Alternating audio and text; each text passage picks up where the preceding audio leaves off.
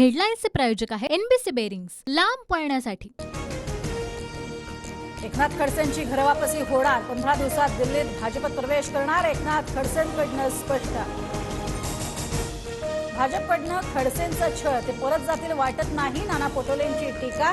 तर खडसेंच्या मनात चलबिचल सुरू होती, लवकरच प्रवेश करणार त्यांनी सांगितलं होतं, अजित पवारांचा दावा। एकनाथ खडसे 9 एप्रिलला भाजपमध्ये येणार। खडसेंच्या भाजप प्रवेशाबाबत मंत्री गुलाबराव पाटलांकडून संकेत। तर भाजपमध्ये गेल्यास खडसेंची राज्यपालपदी वर्णी लागण्याचीही शक्यता। भाजपकडनं खडसेंवर आधी आरोप, आता त्यांच्याकडे वेगळी वॉशिंग मशीन आली आहे का? संजय राऊतांचा सवाल। तर फडणवीस निलया वाद सोडवतात, चंद्रकांत पाटलांचं उत्तर।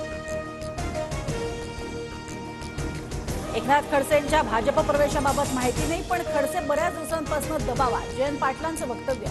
पवार गटातच वाद असल्यानं 2 पक्ष झाले, बावनकुळेंचं प्रत्युत्तर। संजय राऊतांसह चंद्रहार पाटील मुंबईत दाखल। सांगलीच्या जागेबाबत काँग्रेस हायकमांडशी चर्चा झाली। चंद्रहार पाटीलच उमेदवार असणार। संजय राऊत ठाम।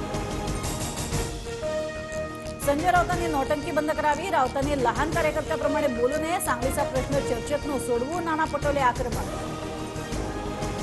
2 दिवस शांत रहा, सांगलीच्या जागेबाबत फैसला होणार। नाना पटोलेंनी कार्यकर्त्यांना दिली ग्वाही। काँग्रेस जिल्हाध्यक्ष आणि आमदार विक्रम सावंत यांची माहिती।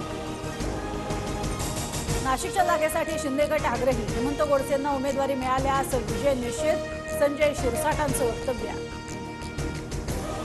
बारामतीत सुप्रिया सुळेंना धक्का। पवार गटाचे जिल्हा परिषद सदस्य प्रवीण मानेंसह सोनाई ग्रुपचे संचालक दशरथ माने अजित पवार गटात जाणार। सुनेत्रा पवारांना पाठिंबा देणार।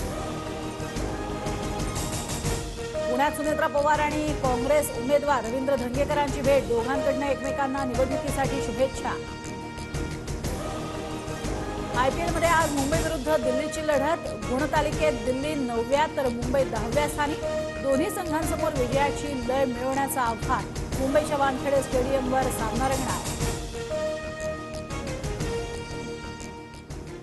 हेडलाईन्सचे प्रायोजक आहे एनबीसी बेरिंग्स, लांब पळण्यासाठी।